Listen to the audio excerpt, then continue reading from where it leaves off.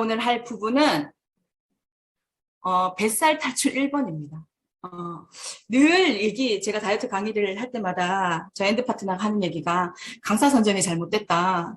뱃살 탈출을 못한 친구가 자꾸 강의를 해서. 근데 뱃살 탈출을 아직 못했기 때문에 늘 다이어트에, 그리고 어떻게 하면 건강한 다이어트를 할까, 그 생각을 많이 하는 것 같아요.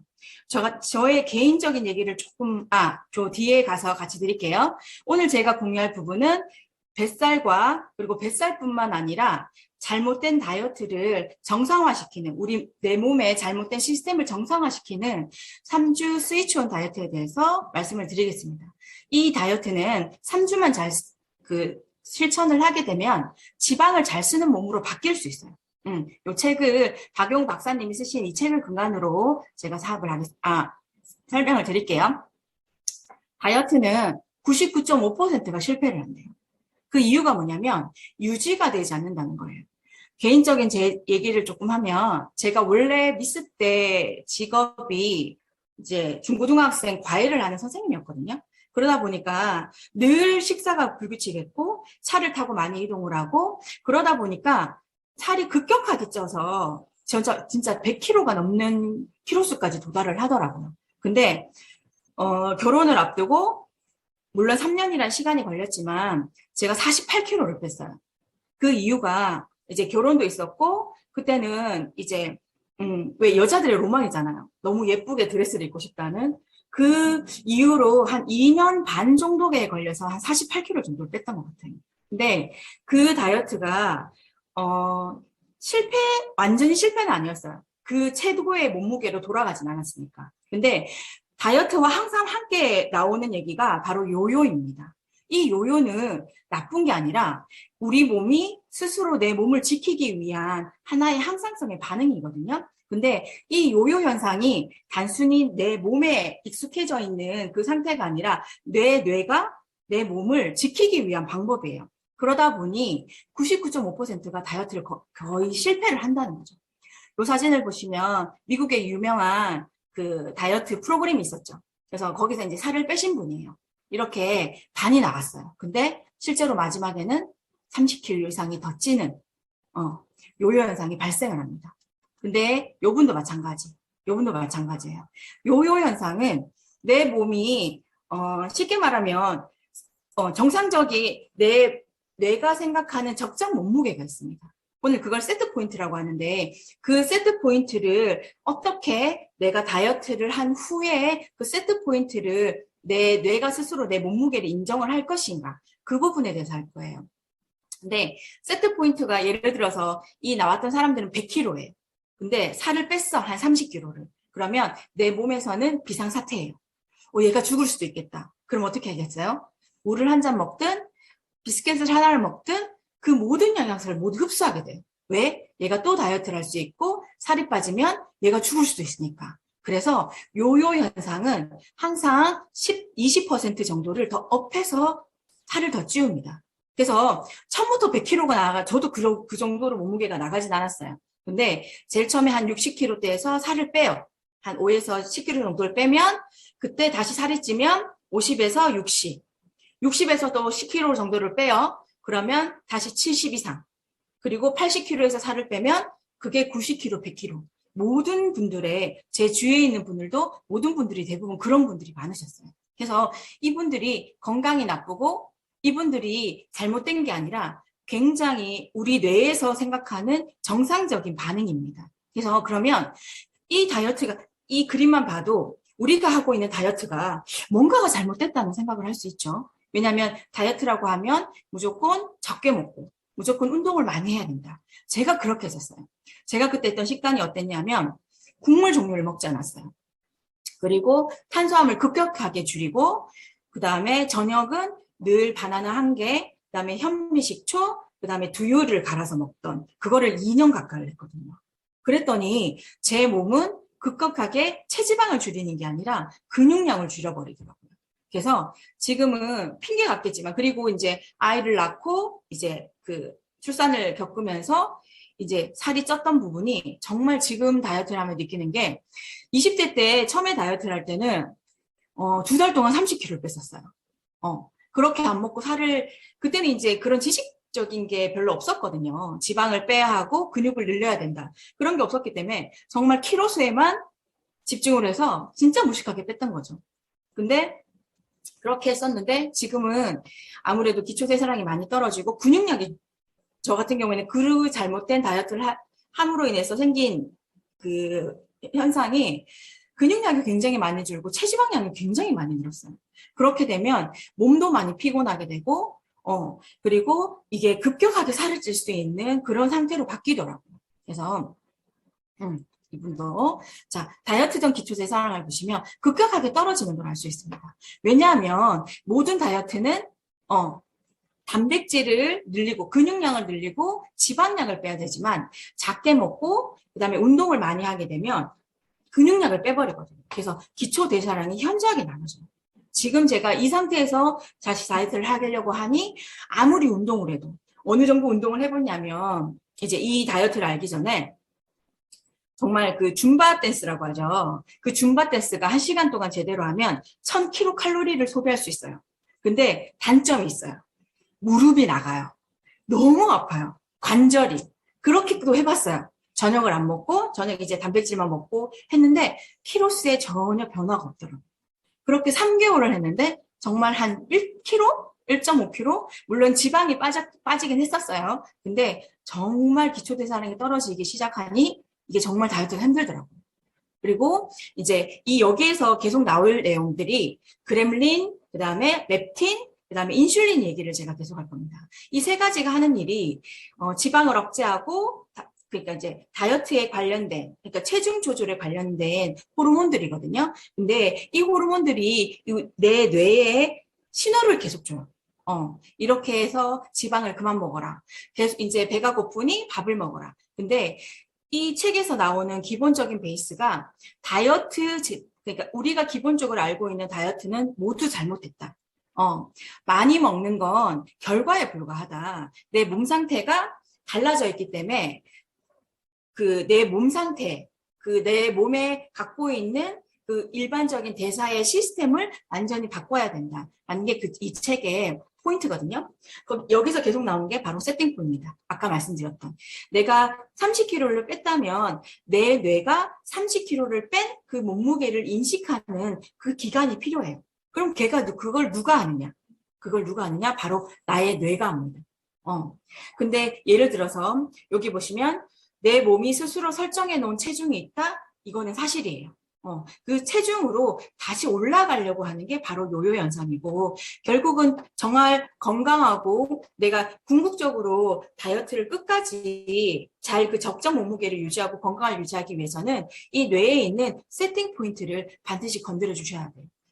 뇌가 지정한 체중이 여기 보시면 체중 변화가 크지 않아서 기운이 쭉 빠져요. 대부분. 이제 저도 40대 후반이라 아까 말씀드렸죠. 관절이 아플 정도로 운동을 해도 살이 빠지잖아요.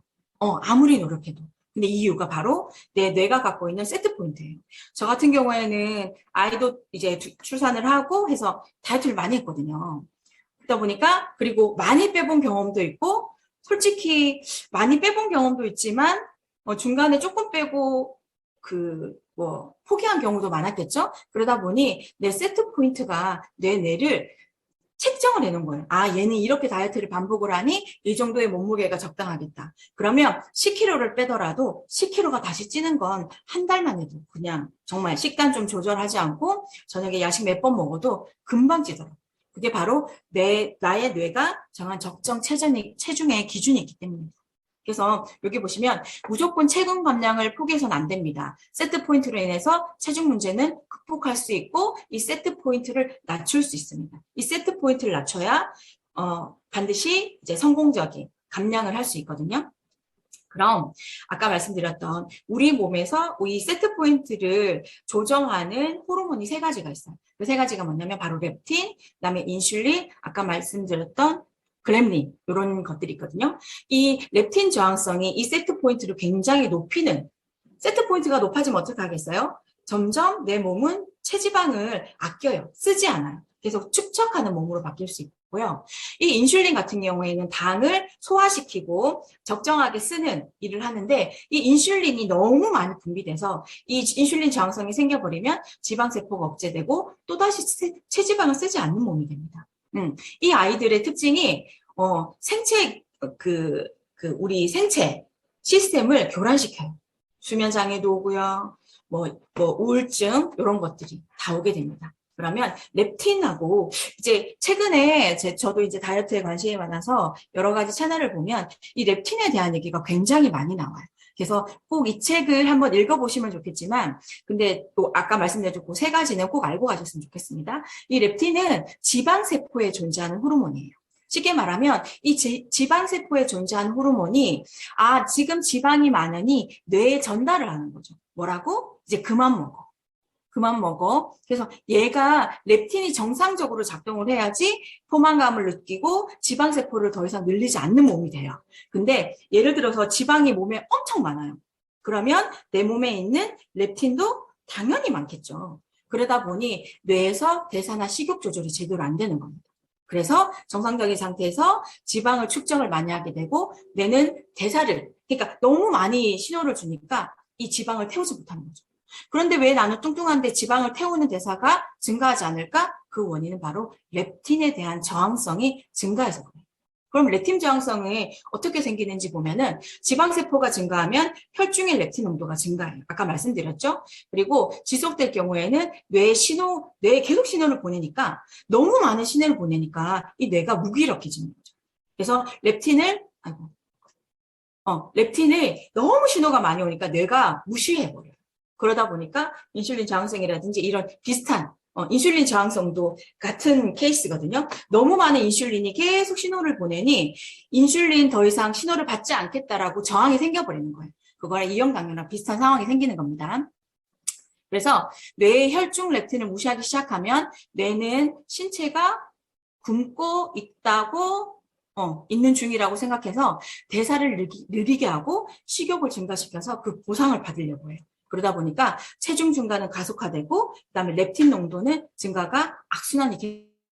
그러면 렙틴 증상이 그럼 내가 렙틴 저항성이 있는지 없는지 알 수 없잖아요. 그러면 어떤 렙틴 저항성을 갖고 있는 사람들이 증상이 있는지 보시면 됩니다. 첫 번째, 칼로리 제한 식단을 했었다. 한 번씩은 제가 여태껏 살아서 만난 사람들 중에 남자분들은 조금 덜한데 여자분들 중에 이 칼로리 제한 식단을 안 하신 분은 없을 거예요. 제 파트너 중에도 엄청 제가 보기에는 그냥 보통 보기 좋았거든요. 키가 한 65에 한 58, 59 요 정도? 근데 그 친구도 칼로리 제한식을 평생을 해왔다고 얘기를 하더라고요. 그래서 칼로리 제한 식단을 한 번은 해봤다. 저는 여기에 포함됩니다. 두 번째, 주기적으로 운동을 해도 살이 빠지지 않는다. 아까 제가 말씀드렸죠. 그 관절이 나갈 정도로 줌바 댄스를 해도 정말 살이 빠지지 않더라고요. 그리고 세 번째, 폭식 후 계속적으로 체중이 증가되었다. 제가 그 100kg라는 키로수에 도달하기 위해서는 대학교 때도 꾸준하게 다이어트를 했었어요. 저희가 거의 여자분들 같은 경우에는 고3 때 살이 많이 찌잖아요. 그래서 대학교 가서 살을 빼는데 그때 대학교 가서도 한 15kg 정도를 뺐던 기억이 나요. 근데 이제 대학교 때는 술도 많이 먹고 이렇게 아무래도 활동을 많이 하다 보니까 폭식을 진짜 정신 놓고 한 4주를 한 것 같아요. 그랬더니 체중이 진짜 10kg 이상이 그냥 쪄버리더라고요. 그리고 네 번째, 많은 식사량에도 불구하고 식욕이 지속된다. 최근에 어떤 분을 봤는데 이분이 계속 살이 찌는 거예요. 아침 프로그램을 보면 아무래도 지금의 컨텐츠는 다이어트 앤 웰빙에 이제 포커스가 맞춰져 있다 보니까 다이어트에 대한 부분이라든지 이제 건강에 대한 부분에 얘기가 많잖아요. 근데 어떤 20대 아가씨였는데 너무 안 먹어요. 근데 뭘 먹냐면 다이어트 제품 있죠. 물론 저희도 나와 있지만 다이어트 바라든지 다이어트 단백질이라든지 그거를 너무 많이 먹어요. 왜 먹냐고 물어봤더니 식욕을 억제할 수가 없대요. 그래서 먹고 싶은데 너무 살이 많이 찌니까 그나마 다이어트 제품을 먹으면 낫지 않을까라고 해서 그거를 식욕을 주체를 못해서 그거를 입에 달고 있더라고요. 그럼 당연히 살이 찌겠죠. 그리고 다섯 번째, 피로, 에너지 저하, 가라앉는 기분을 만성적으로 느낍니다. 여기서 두 가지 이상의 증상이 있다면 나는 렙틴 저항성이 있다라고 생각하십니다. 렙틴 정상에 보시면 요 두 개, 어, 렙틴 저항성의 확률이 여기에도 보시면 첫 번째 낮은 체온을 갖고 계신 분이 있어요. 지방은 온도를 올리기가 굉장히 어려워요. 아무래도 체지방량이 많게 되면은 낮은 체온을 갖고 있어요. 내가 평상시에 36.5도의 항상 이하에 머물러 있다. 한번 쟀을 때 그러면 내가 렙틴 저항성이 있다고 할 수도 있고, 그 다음에 낮은 심박수. 심박수가 낮으니까 아무래도 대사가 늦겠죠. 그리고 말초 갑상선 전환장애. 그러니까 이게 이제 이 렙틴 저항성이 있으신 분들이 갑상선 저하증을 자주 동반한다고 합니다. 근데 이 비만의 시작은 대부분 만성 스트레스에서 오는 경우가 많거든요. 이 지속적인 스트레스에 반응이 되면 이 정말 단백질을 불러요. 탄수화물은. 특히 한국 사람들은 저희는 주식이 탄수화물이잖아요. 근데 스트레스 상황에 그러니까 이 스트레스 상황도 상중하로 나눴을 때 한 하에서 중 정도가 되면 나의 뇌가 힐링을 하고 싶어서 저희들의 뇌는 유일하게 탄수화물의 이제 작은 단위인 포도당만 내 뇌의 에너지원으로 쓸 수 있거든요. 그래서 탄수화물을 계속 불러요. 이 만성 스트레스가. 그래서 좋은 탄수화물 종류도 다 나쁜 게 아니거든요. 좋은 탄수화물이 있고 조금 지양해야 될 탄수화물이 있는데 저희들은 대부분 정제된 탄수화물 많이 드시죠. 특히 이제 많은 이제 제 또래들이라든지 저보다 윗배 연배들의 그 많은 분들을 만나보면은 저희 친정 부모님도 그러시는데 밥을 별로 안 드세요. 근데 살이 쪄. 왜냐하면 국수로 사세요. 그리고 더 심각한 건 떡을 그렇게 드시더라고요. 떡과 그다음에 케이크, 빵 종류 다 모두 정제된 탄수화물의 이 과잉 섭취거든요. 그러다 보니까 탄수화물이 들어왔을 때 이 탄수화물 적정하게 쓸 수 있는 인슐린이 과다 분비가 되고 그리고 지방이 많아지다 보니까 이 두 개의 저항성이 상승하게 됩니다. 그다음에 계속 이 두 가지의 저항성이 생기면 내가 지방이 부족하다고 생각하고 어떻게 돼요? 나의 뇌는 세트 포인트를 올려버리는 거예요. 그럼 악순환이 계속되는 거예요. 식욕이 증가하게 되면 지방도 증가하고 그 지방이 증가하면 지방이 모두 몸에 끼었어요. 그런데 이 지방 같은 경우에는 나쁜 물질도 많이 포함하고 있거든요. 그러다 보니 우리 몸에 해독할 수 있는 기능을 가진 간에 이제 이렇게 상처를 입히게 되죠. 근데 그 간을 보존하기 위해서 간은 다시 지방을 채우게 됩니다. 그래서 당뇨나 심혈관 질환 이게 계속 악순환이 반복됩니다. 그래서 비만인 사람들은 이 지방 대사에 스위치가 꺼져 있어요. 그래서 이 책의 제목이 스위치 온이라는 게 내 지방 대사를 돌릴 수 있는 스위치를 켜자라는 얘기거든요. 그래서 인슐린 저항성이라든지 생체 리듬이 깨지면 이 모든 것들이 계속 악순환이 반복된다는 거죠. 이 스위치 온의 다이어트는 6개의 원칙을 갖고 있습니다. 첫 번째는 탄수화물 줄이셔야 돼요. 근데 이 탄수화물을 모두 줄이라는 표현은 아니에요. 좋은 탄수화물이 있어요. 예를 들어서 이제 제 식단에 공개를 하겠지만 예를 들어서 현미라든지 그다음에 귀리 성분이라든지 이런 성분들은 굉장히 건강한 탄수화물입니다. 탄수화물이 안 좋은 탄수화물이 정제된 탄수화물 얘기하는 우리가 생각하는 하얀 것들 뭐 흰색 설탕, 백색 설탕, 그다음에 흰 밀가루, 그다음에 하얀 쌀밥 이런 것들을 줄이셔야 돼요. 얘들을 줄이셔야지 저장되는 아이들을 줄이고 숨겨져 있는 지방 대사를 늘릴 수 있습니다. 그다음에 두 번째는 단백질 섭취를 늘리셔야 돼요. 저희가 생각했을 때는 무조건 안 먹고 운동을 해야 된다. 그렇게 되면 아까 말씀드렸던 것처럼 기초대사량이 떨어지잖아요. 이 기초대사량을 줄이지 않고 저기 숨겨져 있는 지방을 올리기 위해서는 단백질 섭취를 굉장히 늘리셔야 돼요. 몸무게당 보통 한 1.2kg 정도의 그 단백질을 드셔야 되거든요. 그러니까 예를 들어서 한 80kg 정도가 나가시는 분이 있다. 그러면 단백질을 한 10g 정도. 그러니까 그렇게 되면 이제 저희 뒤쪽에 저희 제품 설명해 드릴 건데, 저희 단백질 한 5번 정도 드시면 그 단백질 내 몸무게에 따라 계산을 하셔서 단백질 섭취를 늘리셔야 됩니다. 그리고 생체 리듬을 회복해야 돼요. 만성 피로가 있고 그다음에 폭식을 하시고 야식을 드시는 데 특징이 뭐냐면 수면을 못 주무세요. 왜냐하면 속이 더부룩하잖아요.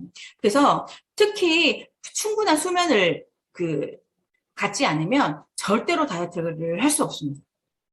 제가 얼마나 잘못된 다이어트를 했었냐면, 저 같은 경우에는 그 강박증이 있었어요. 음식을 먹고 2시간 안에 자면 이게 다 살이 찐다는 그 예전에 그런 말이 있었거든요. 그래서 근데 저는 2시간이 아니라 예를 들어서 뭐 10시에 뭘 먹었어요. 그러면 4시간을 못 자는 거예요. 새벽 2시.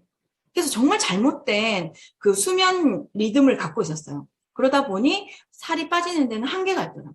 그리고 이 생체 리듬을 회복할 때는 공복기를 주셔야 됩니다. 그래야지 이 인슐린 저항성이라든지 렙틴 저항성을 줄일 수 있어요.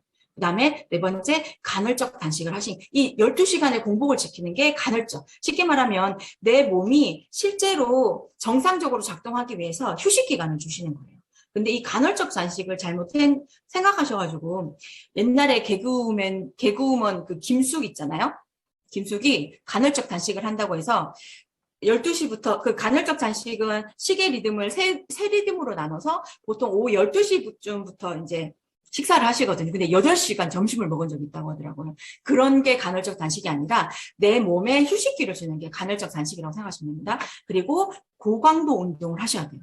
내가 생각하는 고강도 운동이 진짜 웨이트를 막 30, 80kg를 드는 게 아니라 내 몸의 고강도 운동을 말씀드리는 거예요. 근데 이제 저희들은 다행히 고강도 운동을 할 수 있는, 그리고 지금 A7070과 그 지금 다타 그 2번째 미션을 함께 하고 있잖아요. 그래서 바이크를 잘 이용하시면 좋으실 것 같고, 6번째는 영양제를 반드시 챙겨 드셔야 돼요. 제가 그렇게 저는 잘못된 다이어트로 첫 번째 아이가 유산이 됐어요. 그래서 공부를 해봤더니 제 몸에는 생명이 못 살더라고요.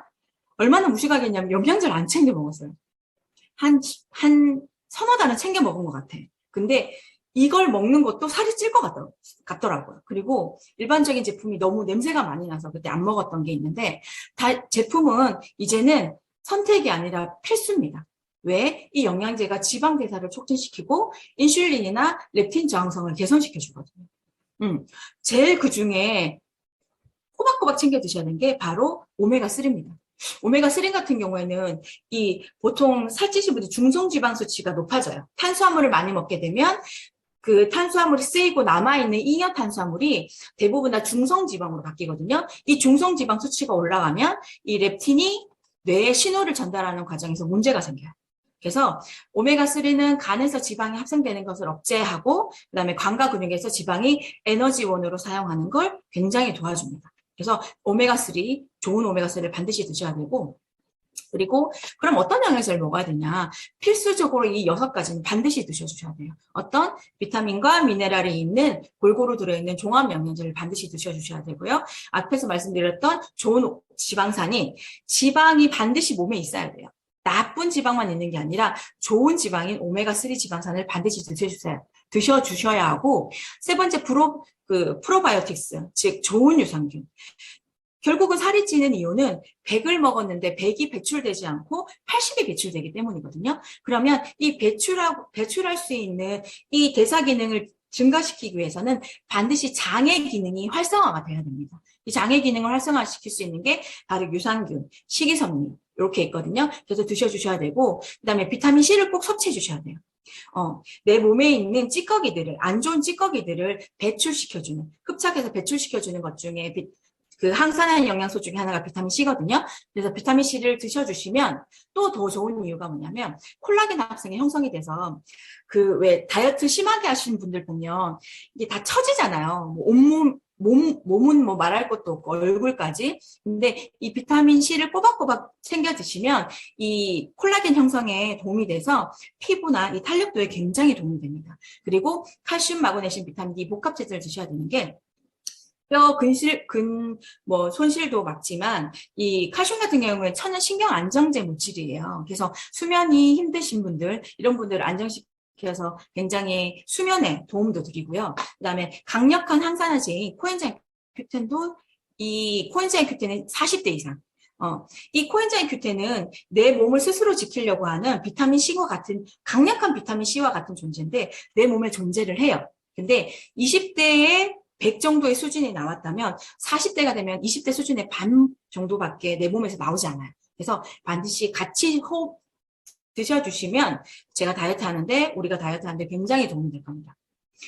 그리고 비타민 D 결핍이 비만이신 분들, 그리고 비만인 분들만 아니라 현재 코로나가 터지면서 확진자가 많이 생겼잖아요. 그 이유가 비타민 D를 합성하지 못하는 경우도 굉장히 많아요. 그래서 최근에 뉴트라이트에서도 이 비타민 D가 들어있는 칼슘 제제가 있지만 이번에 새로 비타민 D 제제가 나온 이유가 너무나 비타민 D에 대한 결핍이 심각하다는 거죠. 근데 이 비타민 D 수치가 부족하게 되면 인슐린 저항성도 심해지고 당뇨병의 위험이 굉장히 높아질 수 있어요. 그래서 많이 드시면 당뇨도 낮출 수 있습니다. 그 다음에 이 크롬이라는 미네랄은 이 당뇨병 환자들을 크롬을 3개월 동안 복용시키면 이 당화혈색소가 뭐냐면 당뇨병 환자들은 피가 끈적끈적하는 거잖아요. 근데 피 안에 들어있는 적혈구가 끈적끈적해서 이렇게 들러붙어요.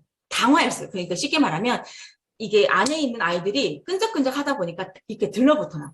들러붙으면 작은 혈관인 눈이라든지 모세혈관에 잘 돌 수가 없겠죠. 그래서 당뇨병이 있으신 분들이 말초신경부터 썩어 들어가는 이유가 이 당화혈색소 수치가 높기 때문이거든요. 근데 이 크롬을 드시면 이 당화혈색소와 공고혈당이 굉장히 많이 떨어지는 데 도움이 됩니다. 그래서 이런 것도 같이 드시면, 그래서 이걸 다 챙겨 드실 수 없으니 미네랄과 비타민이 다 들어있는 제품을 드시면 좋겠죠. 이 비오틴도 결핍이 되면 인슐린 저항성이 생기기 때문에 같이 드셔주시면 좋고, 아연, 마그네슘, 이 항산화 영양소도 함께 이제 다 같은 내용입니다. 드셔주시면 좋습니다. 큐엔자임 P 아까 말씀드렸죠?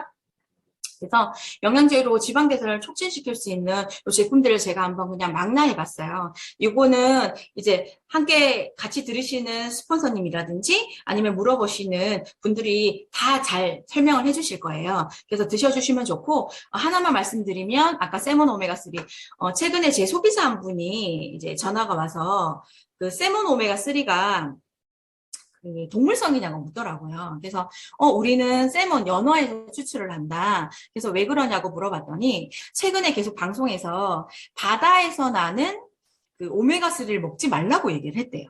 왜 그러냐고 얘기를 했더니 미세 플라스틱이 너무나 많이 존재를 한대요. 그래서 미세 플라스틱을 오메가3로 흡수할 수 있으니 가급적이면 식물성으로 흡수를 해라라고 많이 방송에서 나온다고 얘기를 하더라고요. 그래서 이 세몬 오메가3 저희는 아니잖아요. 요거 같이 설명해 주시면 좋을 것 같고, 요 비타민 B 플러스는 앞에 나와 있던 내용은 아니었지만, 이 비타민 B군이 여러 가지가 있어요. B1, B2, 뭐, 비오틴, 뭐, 판토텐산, 여러 가지가 있는데, 이 아이들이 들어가서 하는 일이 대사를 촉진시켜줘요. 소화를 빨리 시켜주고 내가 먹었던 아이들이 적재적소에 쓸 수 있게 많이 도와줍니다. 그래서 이 비타민 B 플러스 같은 경우에 저 같은 경우에는 너무나 많은 다이어트를 경험했기 때문에 장 무기력증이 사실은 지금은 많이 좋아졌는데 예전엔 정말 심했어요. 이렇게 남편 귀에 이제 아이들 배나 이렇게 귀에 갖다 대면 꼬르륵 소리가 나잖아요. 근데 저는 아무 소리도 안 났어요.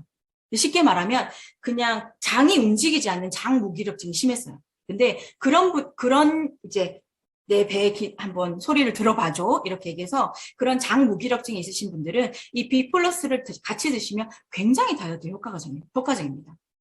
그리고 여기서 뭐 조금 추가적으로 먹고 싶다 이러면 지방이 많으신 분들은 온도가 낮다고 했잖아요. 그래서 온도를 올릴 수 있는 가리, 이게 마늘이거든요. 마늘 요거 같이 드시면 좋고, 지방이 많으신 분들은 지방간도 심하세요. 그래서 간에 좋은 밀크시스, 그 다음에 콜라겐, 아까 살을 빼면 이렇게 살이 처지잖아요. 그래서 이 살을 처짐을 방지할 수 있는 콜라겐까지 함께 드시면 좋을 것 같습니다. 그러면 이 스위치온 다이어트 이 프로그램 한번 소개시켜 드릴게요. 근데 오늘 사실은 제목이 뱃살 탈출이잖아요. 근데 왜 스위치온 다이어트를 얘기하지? 조금 의아하지 않으신가요? 근데 제가 해본 다이어트 중에서 뱃살이 제일 많이 들어가는 다이어트가 스위치온 다이어트였어요. 그리고 뱃살만 따로 뺄 수 있을까요? 그 인스타나 유튜브에 보면 뭐 2주 동안 뭐 2분만 따라하면 뭐 살 빠진다 이런 프로그램 굉장히 많아요. 근데 절대로 뱃살은 유산소 운동을 동반하지 않고는 빠질 수가 없습니다. 그래서 반드시 유산소 운동과 함께 동반을 하셔서 유산소 운동을 먼저 하시고 그 다음에 배 근육에 대한 운동을 하셔야지, 그렇게 하지 않으시면 절대로 뱃살은 빠지지 않아요. 그래서 이 스위치온 다이어트는 아까 말씀드렸던 고강도 운동가 들어가요. 근데 그 고강도 운동에는 근육을 쓸 수 있는 운동도 필요하지만 반드시 유산소 운동이 들어가야 돼요. 그래서 이 스위치온 다이어트를 어떻게 하면 좋은지 한번 설명해 드릴게요. 근데 이제 보통 3주차에 걸쳐서 이 다이어트를 하게 되고, 이 1주차가, 첫 번째 주차가 솔직히 제일 힘들어요. 안 했던 다이어트를 해야 되고, 근데 그 3일이 가장 힘듭니다. 왜냐하면, 쉽게 말하면 곡기를 끊어야 돼요. 탄수화물을 드시면 안 됩니다. 그래서 일반 식사를 할 수 없고 단백질 위주의 식사를 하셔야 되기 때문에 배고프면 어떡하지를 굉장히 많이 걱정하세요. 근데 이 배고픔이 생각보다 심하지 않고요. 그리고 단백질을 많이 드실 거기 때문에 최소 4번을 드셔야 되거든요. 아침, 점심, 저녁, 그다음에 간식 그렇게 드셔야 되기 때문에 포만감이 생각보다 굉장히 길어요. 그리고 막 짜증이 날 정도로 음식이 생각나진 않습니다. 그리고 뭐 탄수화물이 조금 이제 작게 들어가다 보니까 예민해질 수 있어요. 하지만 진짜 반드시 기억해야 되는 게 탄수화물이 탄수화물 불러요. 한 번에 내 몸에 지방 대사를 켜는 스위치를 켜기 위해서는 탄수화물을 한 번은 정말 자제를 하셔야 됩니다. 그래서 3일만 한번 참아보실 수 있는 분은 이렇게 같이 한번 다이어트를 하시면 좋겠습니다. 첫째 주에 1일부터 3일 차의 목표는 장을 해독하고 그다음에 생체 리듬을 개선하는 데 있어요. 그래서 제일 처음에 아까 말씀드렸던 단백질을 4번을 정도 드셔야 돼요. 이 4번은 먹어도 되고 안 먹어도 되는 게 아니에요. 반드시 드셔야 돼요. 왜? 안 먹으면 배고파요. 그래서 반드시 드셔야 되고 물 또는 여기 이제 물 같은 경우에는 나와 있지만 반드시 많은 2리터 정도의 물을 드셔야 되고 무가당 두유는 드셔도 돼요. 근데 그걸 또 따로 사야 되잖아요. 그래서 저 같은 경우에는 그냥 너무 배고프면 단백질 한 번 더 드세요. 이렇게 말씀을 드리거든요. 그렇게 드시면 되고, 근데도 너무 배가 고프다. 그러면 설탕 성분은 다 탄수화물이거든요. 그래서 무가당 플레인 요구르트 드셔도 돼요. 제가 뒤에 식단을 좀 보여드릴게요. 그 다음에 녹황색 채소. 뭐가 있죠? 뭐, 당근이라든지, 오이라든지, 그 다음에 그런 것들은 얼마든지 드셔도 됩니다. 그 다음에 오일은 드셔도 돼요. 근데 어떤 오일? 이 코코넛 오일이나 올리브 오일, 압착유. 그러니까 쉽게 말하면 이제 시중에 나가서 사실 거면 플라스틱에 든 오일 말고 병에 드신 오일, 압착유를 사셔서 요것과 함께 뭐 두부라든지 요거 함께 드실 수 있어요. 요 오른쪽에 보시면 허용되는 물질이 있거든요. 허용되는 식품. 여기 안에서는 얼마든지 드셔주셔도 됩니다. 그다음에 양배추 같은 경우, 그다음에 당근 같은 경우는 비타민 A가 기름에 볶으면 훨씬 더 많이 흡수가 잘 되거든요. 그래서 드시면 되고 조금 의아한 게 보면은 뭐 후추, 강황, 허브 뭐 이렇게 나와 있잖아요. 고춧가루. 근데 이런 것들은 드셔주셔도 돼요. 그다음에 들기름도 압착한 들기름도 드셔주세요. 그래서 아메에서 나오는 그냥 저희 들기름 있잖아요. 그 들기름은 그냥 드셔도 돼요. 드셔도 되고, 그 다음에 두부 얼마든지 드셔도 됩니다. 그럼 얼마나 먹어도 돼요? 내가 배가 터질 때까지 드셔도 돼요. 그리고 물은 충분히 8잔 정도. 근데 이때는 커피는 드시면 안 돼요. 커피 같은 경우에는 훨씬 더 물을 많이 커피가 쉽게 말하면 물을 많이 빼내거든요. 우리 몸에서. 그래서 이때는 3일 동안은 허브티, 뭐 예를 들어 자스민도 괜찮고 캐모마일 뭐 이런 것들은 드셔도 되는데 커피는 드시면 안 됩니다. 그리고 최소한 내가 한 12시쯤에 잔다. 그러면 4시간 전 8시까지는 모든 식사를 끝내주세요. 그러면 예를 들어서 8시부터 8시에 식사를 끝내셨어요. 그리고 12시에 주무셨어요. 그러면 아침 8시에 일어나시면 공복이 몇 시간이 되나요? 12시간이 되는 겁니다. 그래서 8시에 일어나셔서 아침 식사 단백질을 드시면 돼요. 그리고 아침, 저녁으로는 반드시 유산균을 드셔주셔야 됩니다. 그 다음에 요 3일이 지나고 나면 이제 드실 수 있는 게 또 조금 늘어요. 그래서 훨씬, 이때의 목표는 렙틴 저항성을 개선하는 거예요. 렙틴 저항성은 그 나쁜 지방세포들이 계속 뇌에 더 먹어라 이렇게 보내는 거잖아요. 그걸 하기 위해서는 일단 단백질을 드셔주셔야 돼요. 그리고 아까 말씀드렸던 무가당 두유 드셔도 되는데 그 단백질을 3번을 드셨는데도 배가 고프다. 그러면 한 번 정도 간식으로 더 드셔주시는 건 상관없습니다. 그다음에 허기가 질 때는 이 허용식품을 드셔야 돼요. 그리고 이때는 점심 식사로는 점심 식사를 드실 수 있는데 이때는 저는 웬만하면 현미밥을 추천해 드리거든요. 귀리라든지. 근데 이제 현미밥은 한 반 공기 정도. 근데 이제 정제된 탄수화물인 흰밥은 한 3분의 1 공기 정도. 그리고 뭐 채소, 해조류, 버섯, 단백질, 그러니까 뭐 달걀이라든지 생선 종류는 마음껏 드실 수 있어요. 뒤에 보시면, 뒤에 이제 사진을 제가 저희들이 팀에서 하면서 사진을 넣었는데, 저렇게 먹어도 살이 빠져? 할 정도로 많이 드셔도 괜찮아요. 미역 같은 경우에, 근데 이제 대신에 간장 같은 거, 그러니까 저희가 생각해서 맛있는 거 있죠. 그건 대부분 다 탄수화물 아니면 지방이에요.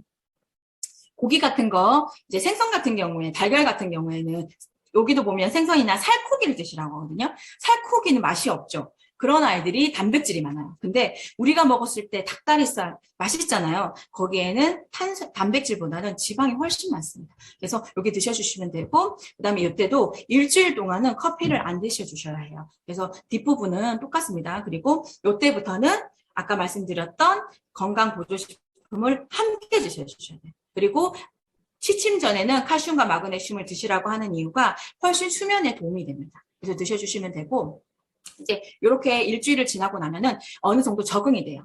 그리고 살이 많이 빠지진 않아요.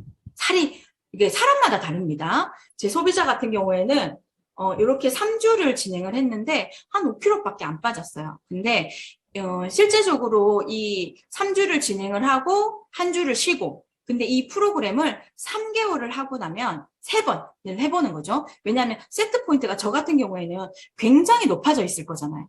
그 많은 다이어트를 했고 식단 조절을 계속하고 그러다 보니 그때 저희 팀에서 3번을 하자고 했어요. 근데 3번 했는데 실제로 제 소비자 같은 경우에 2주 차에는 10kg가 빠지고요. 그래서 3주 차에는 15kg가 빠졌어요. 3개월 차에는. 그래서 총 3개월 동안 30kg가 빠진 친구가 있었어요. 그때가 한 85kg 이상 나갔는데 지금 한 30kg 넘게 빠졌네요. 한 84 정도 나가다가 지금 한 60kg 정도를 2년 동안 유지를 하고 있습니다. 그래서 요게 그 몸무게의 변화는 물론 측정은 해보시되 너무 신경은 안 쓰셔도 될 것 같아요.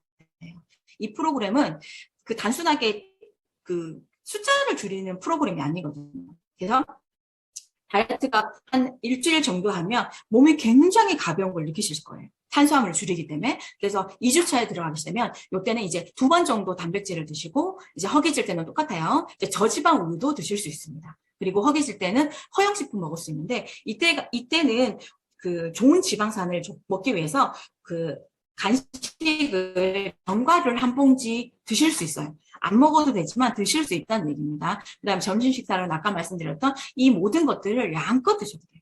그 다음에 저녁 식사도 드실 수 있거든요. 근데 저녁 식사는 밥을 빼고, 그래서 어떻게 했는지 제가 뒤에 사진을 보여드릴게요. 이렇게 드시면 되고, 물과 허브티는 충분히 드시고, 커피는 오전에 한 잔 드실 수 있어요. 아메리카노로 그냥 드시면 되겠죠? 왜냐하면 오후에 드시면 수면에 또 할 수 있으니까 오전에 드시면 좋고요. 일주일에 근데 이때는 인슐린 정성을 위해서 한 번은 단식을 하셔야 됩니다. 근데 단식도 시간을 잘 조정하시면 괜찮아요. 예를 들어서 점심을 한 12시쯤에 드셨어요. 12시 정도? 그러면 24시간이니까 하루 저녁 한 번 안 드시고 또 아침엔 또 솔직히 바쁘니까 밥을 챙겨 먹기가 힘들어서 전 단백질이 좋더라고요. 그래서 다시 그 다음날 점심을 드셨어요. 이렇게 한 번의 단식은 인슐린 저항성을 개선하기 위해서 필요하고요. 똑같습니다. 잠들기 전에 4시간 전에는 식사를 하지 마시고 아까 말씀드렸던 영양제를 충분히 드셔주셔야 해요.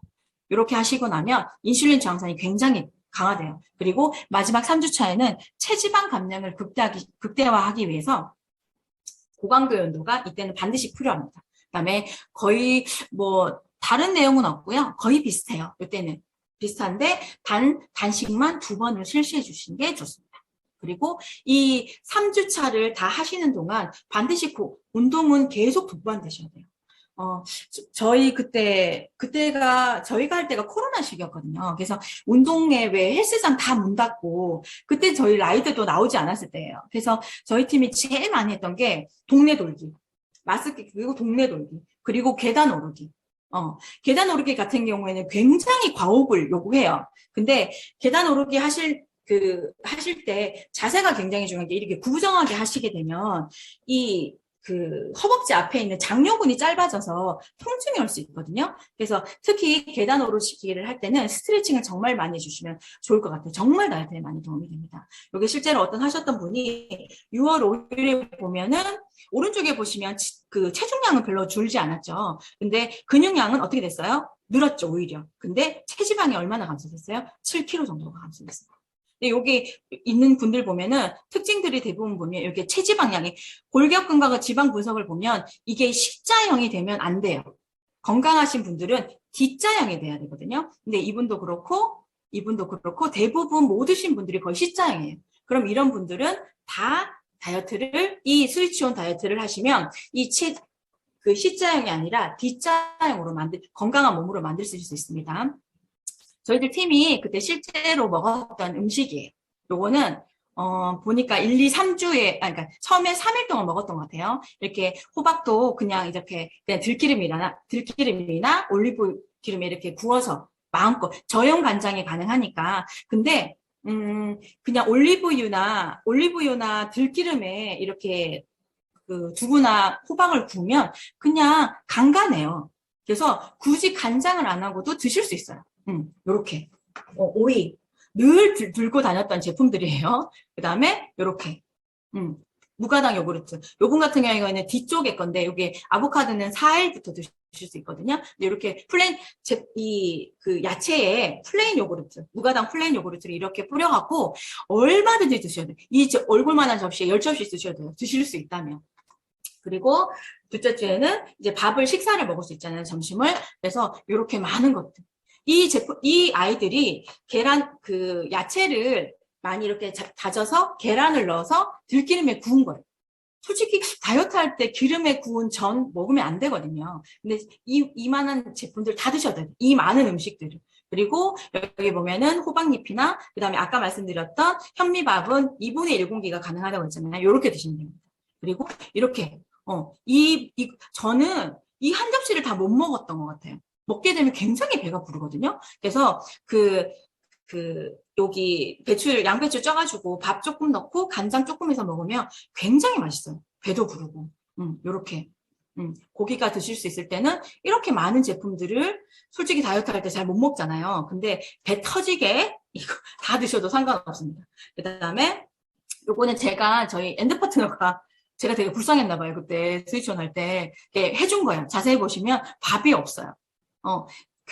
경주에 가면 경주인가? 천안에 굉장히 유명한 김밥이 그 계란지단을 많이 썰어가지고 계란을 많이 넣는 김밥 있잖아요. 근데 그런 김밥처럼 밥만 빼고 계란, 그 다음에 저희 참치, 이런 것들, 생선이니까, 그 다음에 다른 것들은 다 넣었어요. 햄 빼고. 다 넣어서 이렇게 먹으면 전 정말 맛있었어요. 근데 저희 아들은 안 먹더라고요. 근데 저는 이렇게 식단을 이런 식으로도 해봤어요. 이렇게 많이 이렇게 바꿔보는 거죠. 그리고 이제 팀 미팅 하시는 분들은 이렇게 먹으면 돼요, 안 돼요? 다이어트 할 때. 절대로 안 돼요. 진짜 이렇게 먹으면 다시 도돌이표예요.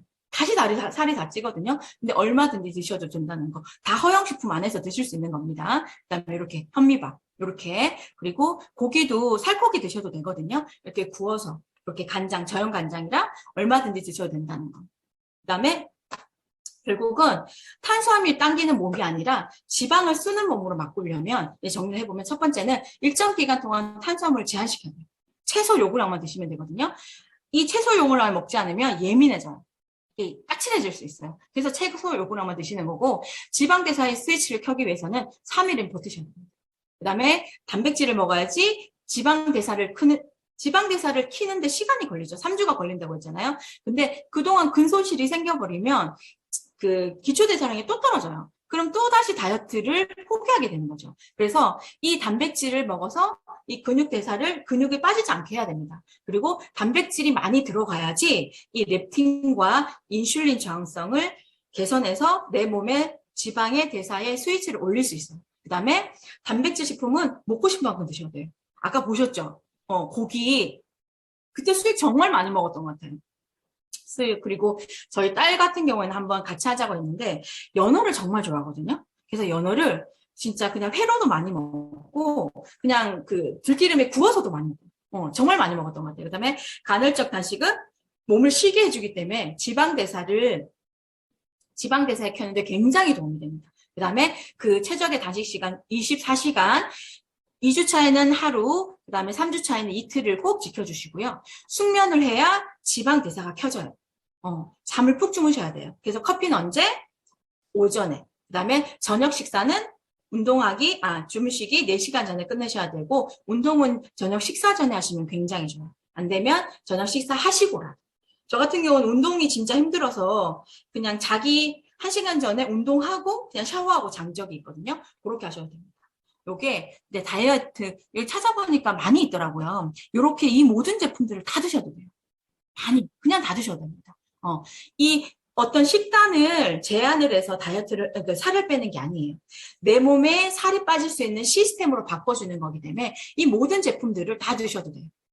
그리고 제가 요거, 내용은 끝났고요. 제가 이 내용을 올려줄 테니 저 같은 경우에는 이제 이렇게 이제 허용식품이라 이렇게 나와 있던 거를 카피를 해서 이제 냉장고에 붙여놨어요. 그래서 까먹잖아요. 그래서 체크를 해서 하시면 좋은데 저는 3주 한 번이 아니라 3주를 하고 한 주를 쉬는 거예요. 근데 그 쉴 때가 조금 중요한 게 막 이렇게 드시면 안 돼요. 제 소비자 중에 30kg 넘게 빠졌던 그 친구가 어떻게 했냐면 그냥 그 3주 동안 정말 먹고 싶은 거 하나를 먹었대요. 예를 들어서 뭐 6시 이전에 뭐 정말 점심시간에 먹을 수 있는 뭐 하나를 먹었대요. 그리고 그 친구가 3개월을 정말 잘 지냈어요. 근데 첫 달에는 5kg, 그 달에는 10kg, 그 다음 달에 3개월 때는 15kg 이상이 빠졌어요. 그리고 더 중요한 건 이 친구가 지방대사, 그러니까 어느 정도의 건강이 안 좋았냐면 생리불순부터 시작해서 생리를 안 해요. 근데 첫째 주, 그러니까 2주를 딱 진행을 하고 제품을 먹게 돼. 그러니까 건강 영양제도 같이 먹잖아요. 안 좋은 걸 줄이고 좋은 걸 먹게 되니까 어느 순간 갑자기 생리가 정상적으로 돌아오더래요. 정상적으로 돌아오면서 온도가 점점 올라가는 게 본인이 느껴지더라고요. 얘기하면. 근데 이 친구는 고강도 운동을 할 수 있는 상황이 아니었어요. 솔직히 저희 영양제 먹는 것도 굉장히 부담스러웠거든요. 아무래도 이제 가정에 이제 경제에 대한 그런 부담이 있어서 이 친구는 1시간 반을 계속 아파트를 돌았어요. 아이들 보내놓고 그냥 마스크 쓰고 1시간 반 도는 거. 그것만 했어요. 정말로. 근데 3개월 지나서 한 거의 35kg 정도? 84에서 지금 60에서 59 왔다 갔다 했는데 나중에 3개월이 지나서 버릇이 되니까 그냥 먹는 게 그냥 그게 일상화가 된 거예요. 탄수화물 줄이고 그냥 그 이제 먹던 거를 그대로 먹으니 살이 너무 많이 빠지는 거예요. 57kg인가 56kg까지 빠졌대요. 근데 너무 힘이 들어서 식단을 제대로 이제 다시 이제 조금 이제 돌렸대요. 6시 이전에는 먹고 싶은 거 국수. 이 친구가 진짜 떡귀신이거든요. 그래서 근데 떡을 먹고 싶어도 뭐 일주일에 한 번, 2번 자기가 정해놓고 이렇게 먹고 했더니 지금 2년이 지났는데 현재도 59kg, 58kg를 유지하고 있습니다. 그래서 뭐 몸도 당연히 건강화됐고 근데 정말 좋은 게 그 친구도 40대거든요. 근데 피부가 하나도 처지지 않았어요. 그리고 그 친구뿐만 아니라 그 친구랑 같이 했던 언니 같은 경우에는 과잉 살이 찌진 않았지만 그 몸무게는 3kg, 4kg밖에 차이가 안 나는데 정말 몸이 반으로 줄었어요. 그리고 그 친구 같은 경우에도 먹고 싶은 걸 조금 먹으면 이 체중이 조금 증가되는 게 눈에 보인대요. 그런데 이제 했던 그 부분에 있어서 단백질을 조금 많이 먹고 이제 탄수화물 조금만 줄이기만 해도 그 빠졌던 몸무게로 금방 이틀 만에, 3일 만에 다시 환원되는 게 본인이 느껴진다고요. 그래서 지금 이제 코로나가 거의 끝나가죠. 제일 무서운 게 뭐세요? 마스크를 벗고 있잖아요. 마스크를 쓸 때는 그나마 이 꼴뚜기 살도 별로 안 보이고 괜찮았는데 계속 마스크를 벗게 되니까 이게 조금 이제는 부담스럽더라고요. 그리고 여름이 오고 있습니다. 여행이 다 풀려서 뭐 부산 해운대에 보이는 뭐 인류 호텔은 거의 일방에 100만 원을 육박한다고 얘기를 하더라고요. 그래서 이제 정말 다이어트가 필요한 시기고 그리고 A7070이나 이 지금 회사 자체에서도 운동을 할 수 있는 시스템을 계속 해주고 있잖아요. 그래서 병행을 하시면 내 건강도 찾고 그다음에 살이 빠지면 제일 좋은 게 그 친구가 굉장히 의기소침했어요. 그 30kg 빠졌다. 누군가를 안 만나려고 했어요. 제가 그 친구를 만났는데 이 2달이 걸렸어요. 근데 살이 빠지니까 사람을 만나더라고요. 그리고 친구들한테 당연히 친구들이 묻겠죠. 너 살 어떻게 뺐어? 그래서 그 친구들이 주위에 있는 친구들이 굉장히 다이어트를 많이 하기 시작했어요. 그리고 그 식단을 잘 지킨 사람은 정말 100% 빠질 수 있습니다. 그래서 믿으시고, 살 빠졌다는 언니가 그때 다이어트를 같이 했었는데 그 친구가 했던 얘기가 제 인생의 마지막 다이어트를 이 스위치온을 하고 싶어요. 라고 얘기를 했거든요. 그리고 실제로 너무 잘 유지를 하고 있고. 빼는 것도 중요하지만 유지가 훨씬 중요합니다. 그리고 마지막으로 가수 장윤정 아시죠? 가수 장윤정을 치면 뭐가 나오냐면 술반이 나와요. 술을 먹으면서 하는 방송이 너무 많아요. 근데 실제로 둘째를 놓고 2달 만에 15kg를 빼서 방송에 복귀를 했어요. 근데 장윤정의 유일한 방법이 탄수화물 안 먹는데, 밥을 안 먹는데. 먹지를 말라는 게 아니라 우리가 탄수화물은 죽이고 좋은 건 많이 먹고 나쁜 거는 뺄 수 있는. 그리고 내 뇌의 세팅 포인트를 완전히 내가 뺀 키로수로 세팅을 할 수 있는 유일한 저는 최근까지 나온 다이어트 방법이라고 생각합니다. 꼭 A7070이랑 함께 하셔서 저희들이 이제 오프라인 미팅에서 좀 더 제가 이 얘기를 할 때마다 조금 찔려요. 이번에는 꼭 다음 강의 때는 꼭 더 날씬한 모습으로 찾아뵙겠습니다. 감사합니다.